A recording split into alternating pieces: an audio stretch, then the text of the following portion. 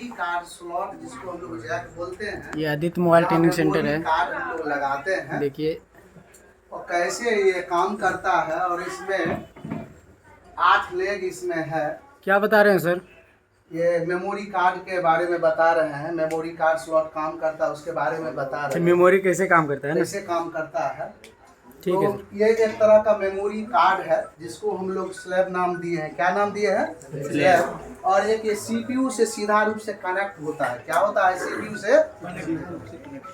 CPU से सीधा रूप से कनेक्ट होता है, उसको हम लोग मास्टर बोलते हैं। ये मास्टर है, ये स्लैब है।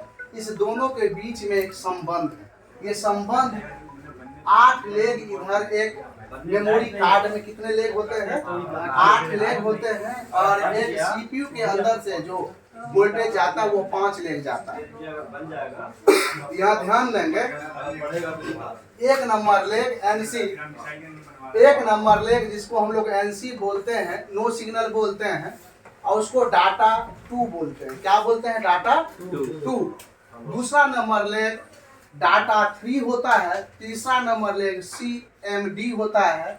चौथा नंबर लेग VDD होता है। और 5वां नंबर लेग CLK होता है। और 6ठा नंबर लेग ग्राउंड होता है सीधा रूप से। और 8वां नंबर 7वां नंबर डाटा 0 होता है। और 8वां नंबर लेग सीधा रूप से MC होता है। लेकिन यहाँ 2 नंबर लेग SS इसका नाम दिया गया है। तीसरा नंबर लेग यहाँ मोसी नाम दिया गया है। और VDD यहाँ वोल्टेज डिवाइडर, यहाँ पर VDD है। और यहाँ चौथा लेग CLK है, SCLK। और सबसे नीचे जो डाटा 0 का काम कर रहा है, यहाँ पे इसका नाम दिया गया है मीसो। तो यहाँ हम देखेंगे ये कैसे हम ये चेक करेंगे कि जैक में खराबी है या इस लाइन में सीपीयू जो मास्टर से जो वोल्टेज आ रहा है वो यहाँ पे GR मिल रहा है कि नहीं, या ग्राउंड जो लेग है सीधा रूप से ग्राउंड है कि नहीं, या वोल्टेज ये जो VDD पे आता है वो 3.3 वोल्ट का वोल्टेज यहाँ मिलता है, वो मिल रहा है कि नहीं। सबका हम GR बताएंगे। इसके बीच में लगा फॉल्ट फाइंडिंग बताएंगे, कैसे फॉल्ट, एक स्लैब में फॉल्ट है, या एक जैक में फॉल्ट है, एक मेमोरी कार्ड खराब है, या एक MMC जैक खराब है, या CPU से जो ट्रैक गया उसमें खराबी है। तो सबसे पहले हम ये जानेंगे ये अलग अलग लेग क्या काम करता है। तो अलग अलग लेग डाटा, 1 नंबर लेग तो NC है, इसका कोई काम नहीं है। डाटा 3 जो डाटा 3 SS, ये इस सिस्टम को और इस सिस्टम से जोड़ने का एक माध्यम डाटा 3 क्या है? इस सिस्टम से इस सिस्टम को जोड़ने का एक माध्यम है डाटा 3। उसके बाद आता है मोसी। मोसी का मतलब होता है मास्टर आउट स्लेव इन। क्या होता है? मास्टर आउट स्लेव इन। और VDD का मतलब होता है वोल्टेज डिवाइडर। क्या होता है? Voltage divider. यहाँ पर 3.3 वोल्ट मिलेगा। और इस जैक पर भी जब चेक करेंगे कि 4 नंबर जैक पर VDD पर तो 3.3 वोल्ट मिलना चाहिए यहाँ पर। उसके बाद सिस्टम क्लॉक होता है। क्या होता है? सिस्टम क्लॉक होता है 4 नंबर लेग में, जो यहाँ 5 नंबर लेग में CLK लिखा हुआ है। ये क्लॉक CLK डाटा है। जब दोनों एक कब किस समय में कौन सा सिग्नल को लेना है, कौन सा डाटा को लेना और देना है, इसमें जोड़ना है, ये क्लॉक लाइन ही निर्धारित करता है CLK। उसके बाद यहाँ 6ठा नंबर सीधा रूप से GND है, ग्राउंड है। GND यहाँ पर क्या है? ग्राउंड है। और 7वां लेग, एक मेमोरी जैक में 7वां लेग डाटा 0 है, जिसको हम मीसो नाम दिए हैं। यहाँ पे मीसो का मतलब होता है मास्टर इनपुट स्लेव आउटपुट। क्या होता है? Master input slave output. ये इसको आउट करने का काम करता है। ये मास्टर जो है यहाँ से डाटा को आउट करने का काम करता है। मेमोरी कार्ड एक तरह का मास मेमोरी है, इसमें डाटा हम इंस्टॉल करके अस्थाई या अस्थाई रूप से इंस्टॉल करते हैं।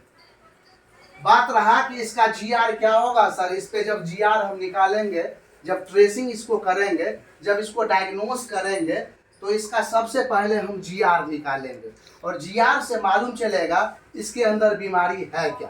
तो हम जीआर में हम इसके आगे, यहाँ तो एनसी है, इस पर तो कोई जीआर नहीं होगा। इसका जीआर 500 आर से 700 आर के लगभग होगा। कितना होगा? 500 आर से 700 आर के लगभग होगा। और इसका जीआर CMD का जीआर जो होगा ये 450 आर से 850 आर के लगभग जीआर आएगा। क्या आएगा? जीआर आएगा। यहाँ पे VDD का मतलब वोल्टेज डिवाइडर, इस पे आएगा 600 आर से 900 आर के लगभग जीआर आएगा। क्या आएगा? जीआर आएगा। और CLK पे 700 आर से 900 आर के लगभग जीआर आएगा। कितना आएगा? और ग्राउंड तो सीधा रूप से ग्राउंड बीप आएगा। ग्राउंड से जब जीआर निकालेंगे तो ये बीप होगा। क्या होगा? Buzzer beep.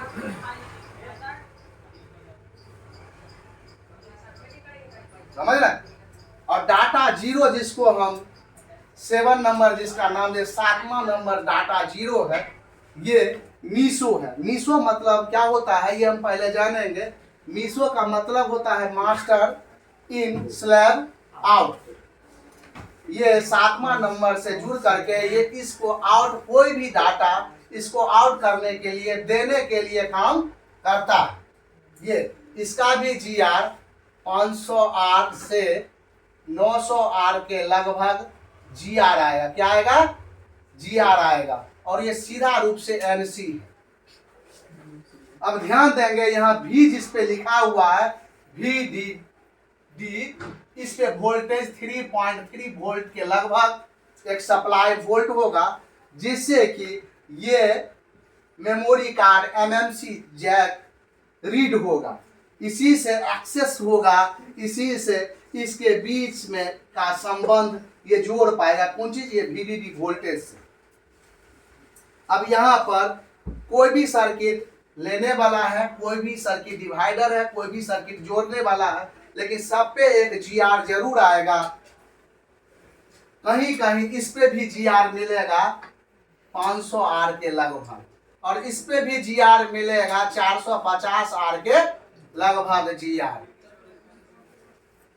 मिलेगा।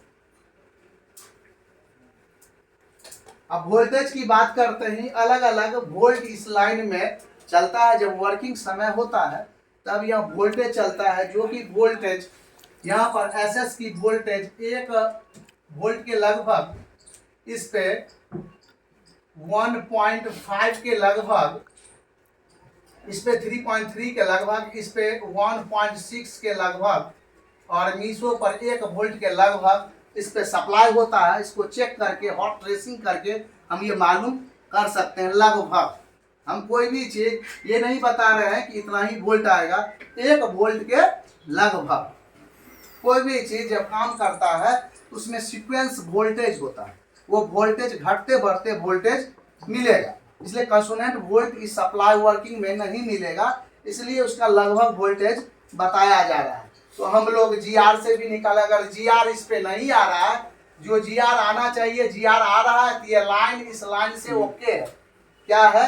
ये मास्टर का जीआर बता रहा है। किसका जीआर बता रहा है? मास्टर का जीआर बता रहा है यहाँ पे। तो जब यहाँ जीआर मिल रहा है तो ये ओके होगा। अगर जीआर नहीं मिल रहा है तो वो लाइन ओपन माना जाएगा। और इसके बीच में रजिस्टर भी लगा हो सकता है। क्या लगा हो सकता है? रजिस्टर। इसके बीच में भी रजिस्टर लगा हो सकता है, इसके बीच में भी कॉइल लगा हो सकता है, समझ रहे?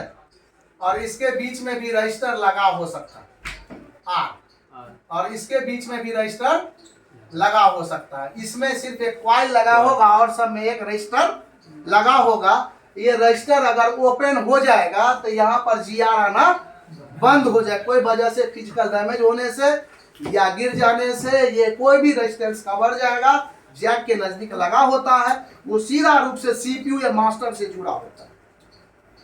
कोई भी रेजिस्टेंस ये कवर जाएगा तो यहाँ पर GR आना बंद हो जाएगा, वो लाइन ओपन हो जाएगा।